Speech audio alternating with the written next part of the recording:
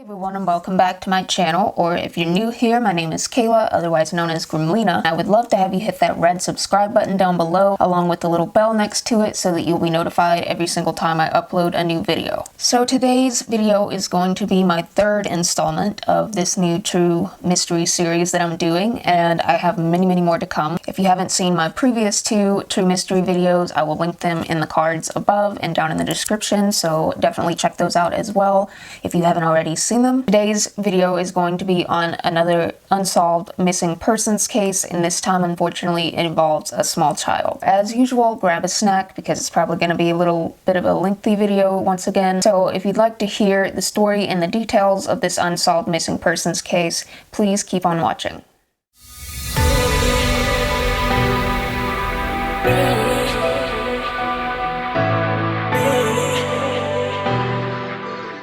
This case is the disappearance of Nyleen K. Marshall. She was only 4 years old at the time of her disappearance. So sad. She was an adorable little girl, and every time I think of this story or this case, it just breaks my heart all over again. And this summer will be 35 years since this little girl disappeared, and her case is still completely unsolved today, and there's quite a bit of interesting details to this case. So the story of this case begins on a very sunny, beautiful afternoon on June 25th, 1983. And on this day, Nancy and Kim Marshall brought their children on an amateur radio gathering with other people.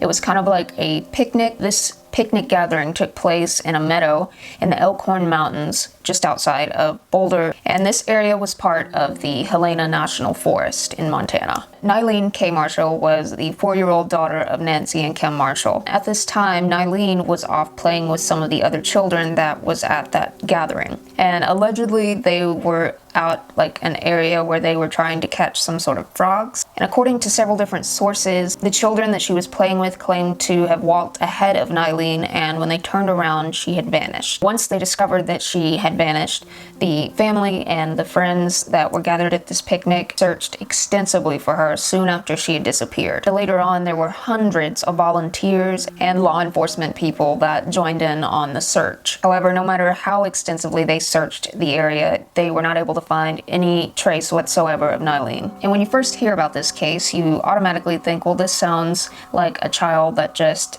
got lost or went missing in the wilderness. But there's several different details of this case that I'll be talking about that suggest there might have been foul play involved or a more sinister reason as to why Nyleen disappeared. The children also claimed that the last time that they actually saw Nyleen, she was talking to just some random man in a purple jogging suit. The children claimed this man in this purple jogging suit was trying to get the kids to play a game called Follow the Shadow or something along those lines. And apparently the children were not the only ones that saw this man in the purple jogging suit. There were others that were actually there for the picnic that saw this man as well, and they confirmed that he was not a part of the group that was there for the picnic. So that immediately sends up red flags, and still to this day this man has never been identified. And I did want to mention that a little later on after Nyleen's disappearance, it was during an interview that Nyleen's uncle claimed that he saw 2 people in the general area that day that he later recognized on a wanted poster that was connected to a kidnapping. However, this claim has not been confirmed. No one else has said that they saw these people in that area that day. This is just what her uncle claimed. When I was reading through different forums and stuff on this particular case, some people were speculating that the composite photos of these 2 wanted people, a male and a female, matched very closely to Franklin Delano Floyd and Sharon Marshall. Franklin Delano Floyd was actually put on death row after the murder of a lady in 1989. Strangely enough, Franklin Delano Floyd is considered a person of interest in the hit-and-run death of his wife, Sharon Marshall, and that supposedly happened sometime in 1990. So all of this crazy stuff with these 2 people happened several years after Nyleen disappeared, so obviously these 2 people were not in jail or dead or anything at the time that she disappeared. So that is interesting that people seem to think that the drawings of those 2 people that were spotted in the area that day that Nyleen disappeared really matches Franklin Delano Floyd and his wife Sharon Marshall. Now, a very, very disturbing part of these two people is that it was later found out that Sharon Marshall, this Franklin Floyd's wife, they later discovered that Sharon Marshall was actually raised from a very early age as Franklin Delano Floyd's daughter, and she was actually kidnapped herself by Franklin Delano Floyd when she was a young child. And later on, apparently, she became his wife. I'm not sure whether or not it was against her will. Also, they not only discovered that she had been kidnapped as a child by Franklin Delano Floyd, her real name was actually not Sharon Marshall, and they were not able to find her true identity until just a few years ago in 2014. And she was identified as Suzanne Marie Savakis. What's even crazier is this Suzanne or Sharon Marshall was actually the daughter of a woman that Franklin Delano Floyd used to be married to. And while Sharon Marshall's mother was in jail for like 30 days or something in 1975, Franklin Delano Floyd disappeared with Suzanne, her two sisters, and her infant brother, and the little boy has never been located. That's just kind of a general explanation of those two people. So anyways, back to Nyleen's case. When they were doing this search for Nyleen, it happened very soon after they discovered that she had vanished. The fact that no one was able to find any trace of her whatsoever tells me that it's highly unlikely that she was kidnapped or abducted. The reason I say that is because this little girl would not be able to get that far away where they weren't able to discover her or find her when they began searching for her so soon after it was noticed that she had disappeared. So that alone just screams abduction or kidnapping to me. Now, at the time of her disappearance, Nyleen did not have any shoes on her feet whatsoever, and she was also wearing a yellow t-shirt and shorts. That alone, considering that she was barefoot, tells me that she wouldn't have gotten far, especially without shoes. So that leads me even more to believe that she was actually abducted. Now, they did also say that the general area where Nyleen vanished, that there were many, many mine shafts, that some people speculated that she possibly might have fallen into one of them and injured herself or was killed or something of that nature, and that's why they weren't able to find her. But from what I was able to get from my research is that they did search the mine shafts in the area, and they had divers searching in the ponds, and they had search dogs looking for her with Nyleen's scent. I mean, they even had the FBI come in to help, and they also even brought in a psychic. But like I said, all of those efforts to search for Nyleen never turned up any sort of clues whatsoever. Some of the people were so convinced that she was in the pond that they actually brought in equipment to drain the pond completely of all the water. They did this extensive search for Nyleen for 5 days straight, and by the time that it had been day 5, the weather did start to get pretty nasty, and they were getting to the point where they were not having a good feeling about this case having a good outcome. Considering that Nyleen might have been out in the elements, and especially with the weather getting bad and the potential for dangerous critters to be around, they still did not quit searching for Nyleen. They continued to search for her from sunup to sundown. However, the search for Nyleen was called off on the 10th day of searching for her. And by that point, it was around the 4th of July, and there was actually snow on the ground at this point. So definitely not a good area for a child to be lost in if she was in fact in the wilderness. But like I said, I have a very strong feeling that she was actually abducted, or I feel like they would have found her at some point after all of those efforts they made to search for her. It was noted that all of the people that were there attending the picnic gathering, along with all of the family members, were all interviewed multiple times, I believe. So like I said, this happened in June of 1983. And 3 whole years later, in 1986, there was a supposedly 3-page letter that was mailed to the investigators on Nyleen's case concerning Nyleen's disappearance. This letter or letters was postmarked from Madison, Wisconsin, so quite a few states away. This letter or letters came from a man that was claiming that he actually had Nyleen. However, in the letters, he referred to her and claimed that he called her by the name Kay, which is her middle name. Now, there were a lot of different details in this letter, but the man in this letter described how he picked up Nyleen on the side of the road just outside of the park. And in the letter, he basically talked about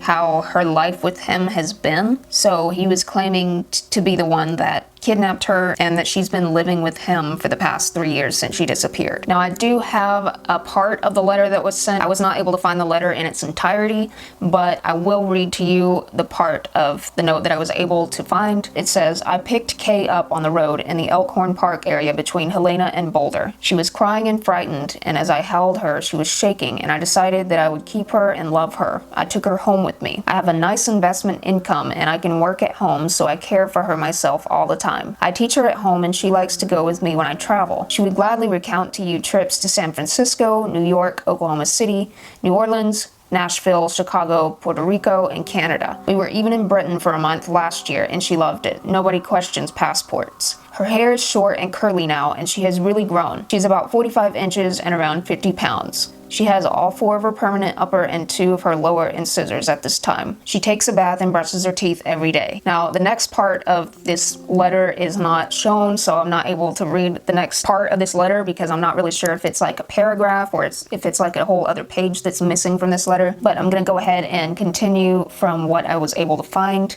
and this is the more disturbing part. This sentence is saying that Nyleen doesn't know what it is or where it comes from.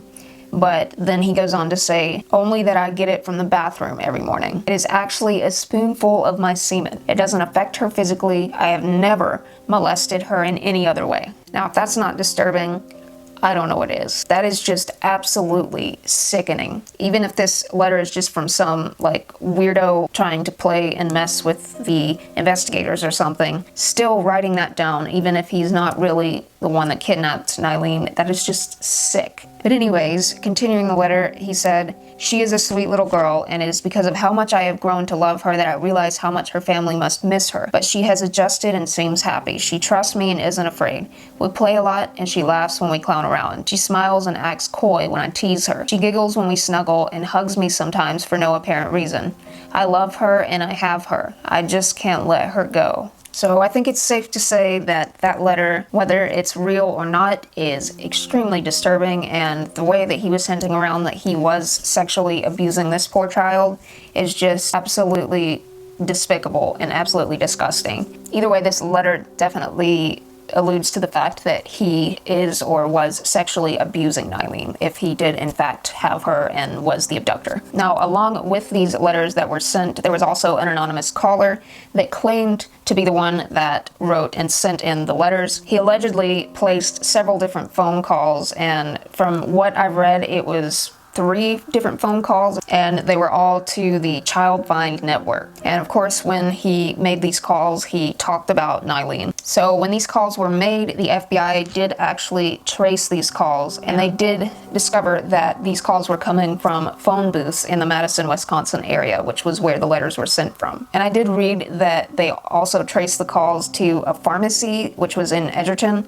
and Edgerton is about 30 miles away from Madison, Wisconsin. Now, after the letters and calls, the FBI stayed silent, and they did not publicly share the information about the letters and the phone calls in order to protect Nyleen. But while they did stay silent about these calls and letters, they did actually reach out to a lot of doctors and dentists in the area where the letters and the calls were coming from, just to see if any of these offices recognized Nyleen. Upon doing so, they were not able to get any more leads on the case. So after the calls were traced, the phone calls completely stopped, and there was no more communication between this mysterious person and the investigators. They were never able to prove that these letters and calls were even legitimate, and they also weren't even able to confirm whether or not the calls and the letters were coming from the same person. It likely was, because how would this person know what was in the letter if it wasn't from the same person? So like I said, I wasn't able to find all of the letter, just bits and pieces that I read to you. Apparently the investigators did say that the letter contained information that led them to believe that it was actually an authentic letter. So shortly after the calls and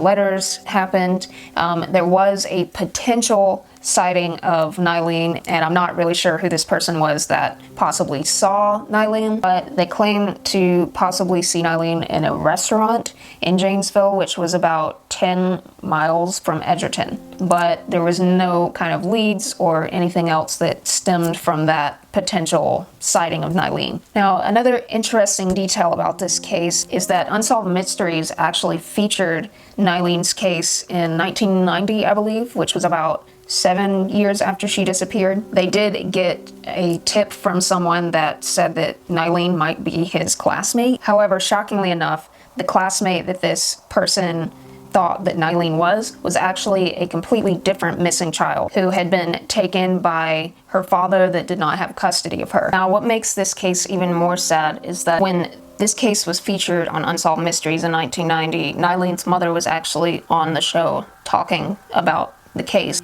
Well, 5 years after that episode was aired, something even more tragic happened. No one's really sure whether or not it's even connected to Nyleen's disappearance, but it was reported that Nancy Marshall, Nyleen's mother, was raped and murdered in Mexico in 1995.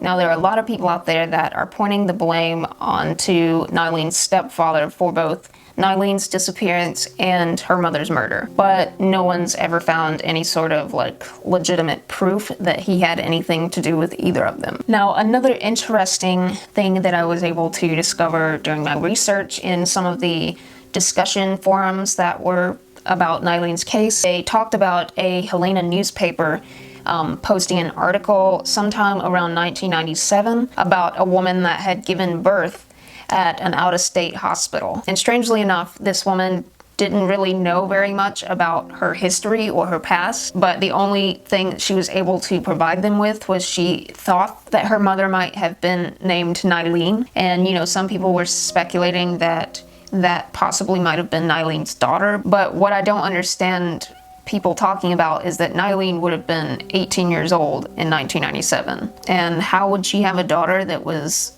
of that age to where she was able to have a child? I was a little confused about that. I don't really think there's much substance to that particular detail that I read about, but I did want to mention it. But with all of that said, there has been 0 confirmed sightings of Nyleen since the day that she disappeared in 1983. So that is basically the details of this case and kind of what went on with this case.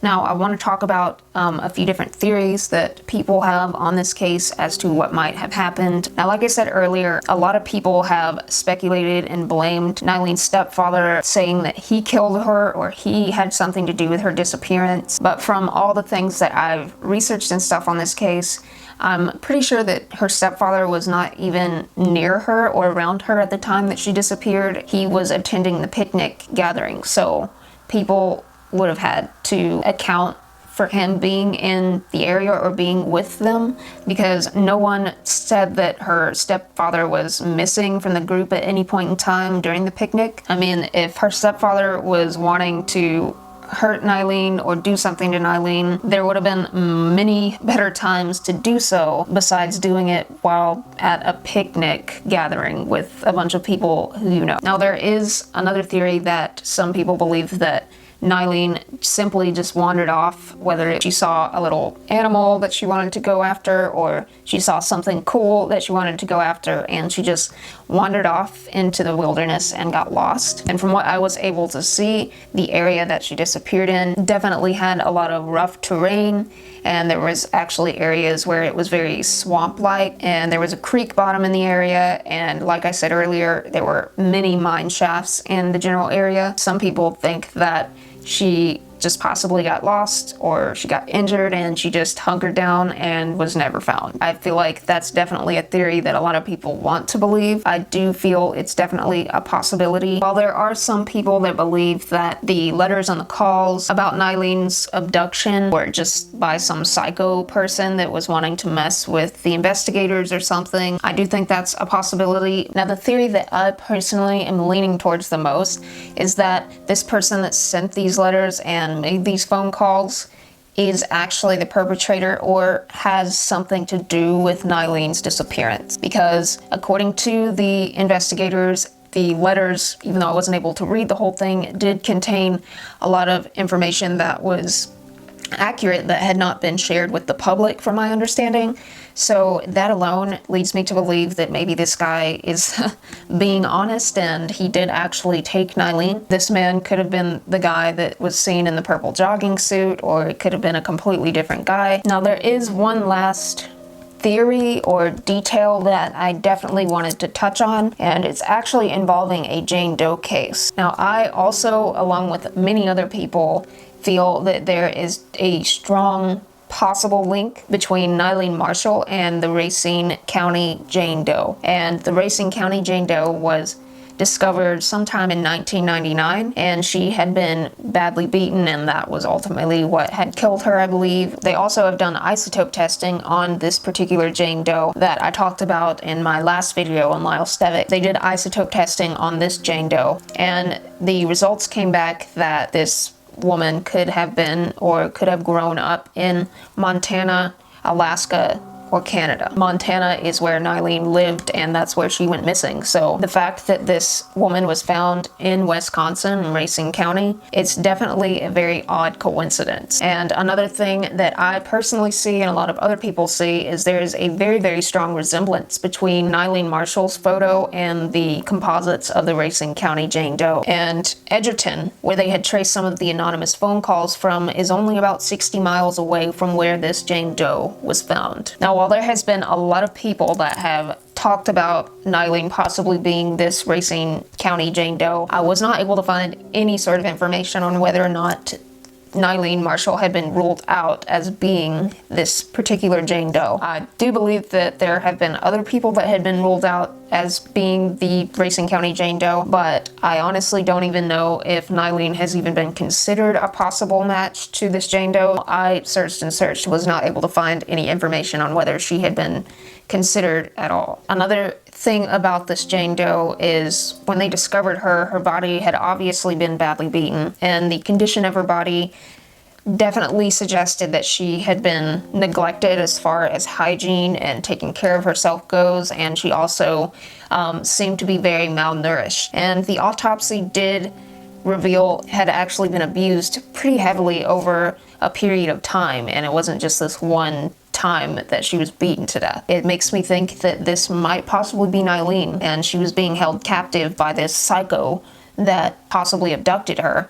and the letters and the calls were actually authentic. She had actually not only been beaten, but she had also been burned, and she had been sexually assaulted. This woman had a very, very brutal life leading up to her death, and a very, very brutal death. And her teeth were also very, very decayed, and some, I believe, were even missing, which suggests that she was not able to care for her teeth at all, or she wasn't able to have any kind of care for her teeth or for her health at all. And like I said, they placed her age range to be from 18 to 30, and Nyleen would have been around 20 years old at the time that this woman was found. And another really odd thing is that this Jane Doe was dressed in very large, compared to her body, men's clothing. Now, there are also people out there saying that this Jane Doe was possibly just someone that had been dumped from someone being on Interstate 94, because where she was found was only around 5 miles from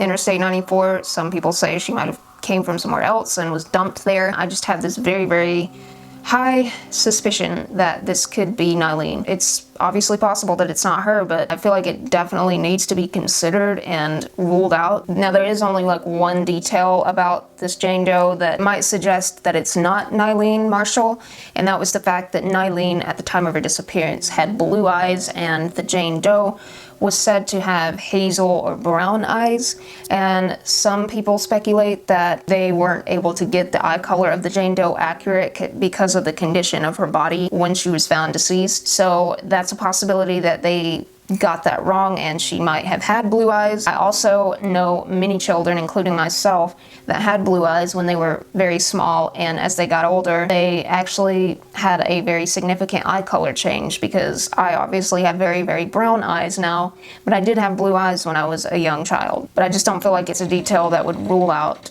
this Jane Doe being Nyleen. I personally find it really interesting that she was dressed in these really large men's clothing, which suggests that maybe this person that had kidnapped her or held her captive, just dressed her in whatever they had handy. Some people were talking about the fact that Nyleen they even said that the Racine County Jane Doe had curly hair, and in the letter that this man sent, he was talking about how her hair was short and curly at that time, whether it was true or not. I wasn't able to find any information on whether they even had any kind of DNA from Nyleen on file to be able to compare it to the Jane Doe that was found in Wisconsin. However, even if they didn't have her DNA on file, I feel like they might be able to compare the Jane Doe's DNA to one of her relatives or maybe her brother or something. Either way, I feel like that the theory that Nyleen might be this Racine County Jane Doe needs to be further looked into. I'm surprised that it hasn't been, to my knowledge, considering how many people feel so strongly about this possibly being Nyleen. That's pretty much the theory that I feel the most strongly about, but I did want to mention all the other theories that are floating around out there, and I'm definitely interested in hearing your thoughts or your theories about this particular case down in the comments below. If you have any further information on this case, definitely leave that down below as well. But that's pretty much all that I have to share with you about this particular case. It's definitely a very, very heartbreaking one. But if you did make it to the end of this video, thank you so very much for giving Nyleen Marshall a moment of your time. I have many, many more cases to cover in the future, so definitely hit that notification bell down below so that you'll be notified when any future cases are posted on this channel. If you found this video interesting, definitely give this video a thumbs up. It really helps me out. It's important to give these cases the exposure that they deserve. So liking or even disliking and commenting definitely helps get my videos circulated more and helps them get more exposure, and I feel like it's very, very important in these types of videos. I hope you're having a wonderful day or a wonderful night wherever you are, and I will see you all in my next video.